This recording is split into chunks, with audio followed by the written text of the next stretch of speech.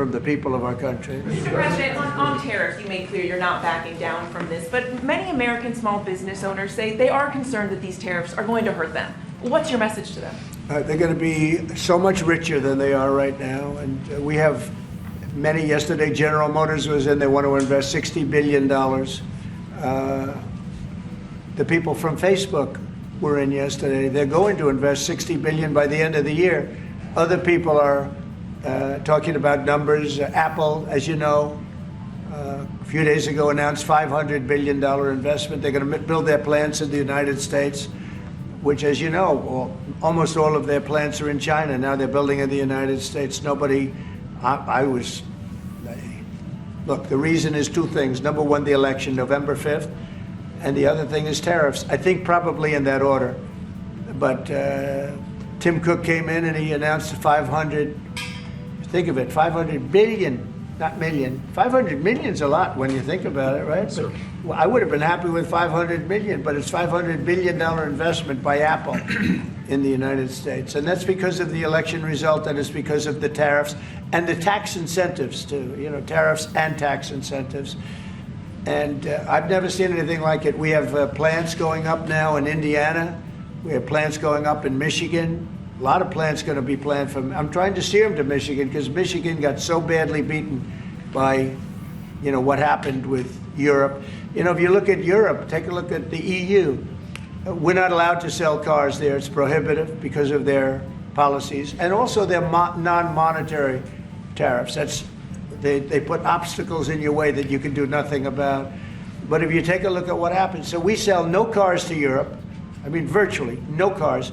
And they sell millions of cars to us. They don't take our agriculture, we take their agriculture. It's like a one-way street with them. The European Union is very, very nasty. They sue our companies. Apple was forced to pay $16 billion on a case that, very much like my cases that I won. They shouldn't have been even cases, but we felt they had no case, and they ended up having an extremely favorable judge and decision.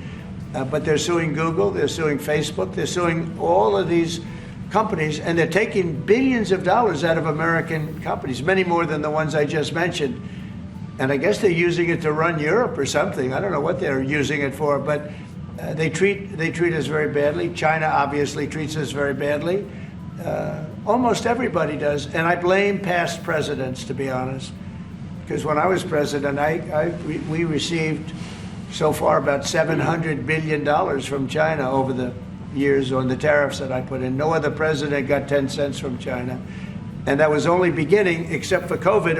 I would have been able to finish the process, but we had to fight the COVID thing, and we did really well with it, but we had to fight. And then we had actually, as you remember, Mark, we actually handed over the stock market.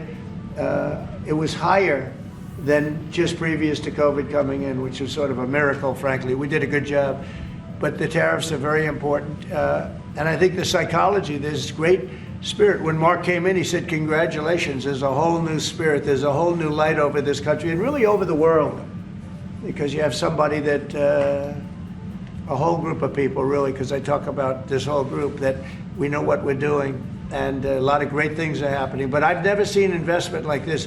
Trillions of dollars is being invested in the United States now that would have never, our country could have failed.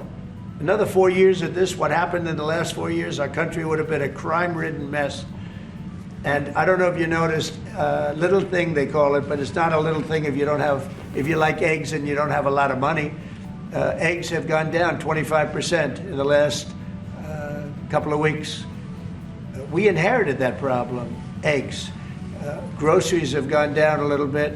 Energy's gone down. Do you want to speak to that for a second, Governor? Would you just say a couple of words, you and Chris, about energy, what's happened? Well, happy to, but I think that Chris and I just came from CERAWeek, which is the largest conference in the world, so global leaders, people from the EU, officials from all the energy producing countries, all there, and all the global nationals, all the US. The spirit of that group is through the roof, because now they realize that in the United States that President Trump's policies are pro developing more energy. as opposed to we're trying to shut down energy. And that pro-growth, pro-business, pro-energy approach is giving people the optimism. So then the markets are reacting to that, and energy prices on the futures market are going to go down because people know we're not going to be killing off the energy we need for prosperity in all of our countries, but also for peace. Because people have used energy to fuel these wars that President Trump is working so hard to end. And we know that high energy prices were driving the inflation that he talked about. So it accomplishes two goals for us, which is prosperity for the world, peace for the world, when we have smart energy policies. And President Trump has brought common sense back to how we think about energy. And it's brought down now $65 a barrel, I saw this morning. That's phenomenal news. And that's what brought it up. The energy they took our beautiful energy policies and they just messed them up. And then they went immediately back to them but by that time they lost it. They lost that bronco, as the expression goes. Chris, do you have something to say? Oh, I think Doug said it well, but you just can't overstate how important the return of common sense, the return of knowledge about energy and pro-American consumers, pro-investment in our country. I think globally that was welcomed. It means capital flows, it means more sobriety and lower energy prices, more economic opportunity for Americans. So yeah, it was elated atmosphere at a global energy conference. Well, we're working on one project. It should be very easy. It's a pipeline going through a small section of New York. New York's held it up for years, actually, for years. They wanted to do it for years and years. And it will reduce the most expensive energy almost in the world is in New England, because they have no way of getting it there because it's been held up by New York. And the whole of New England and Connecticut and New York, the energy prices are through the roof. And this one pipeline will save per family $2,500 just on heating and another $2,500 on everything else. So the energy, by just a simple pipeline going through an area that wants it, an area that's not a rich area, it's actually a very poor area, would create jobs and everything else. And it's going to be way underground. Nobody's going to see it. Once they fill it up, nobody's going to see it. Nobody's going to know it's there. And families in New York and Connecticut and New England are going to save $5,000 a family. Think of that.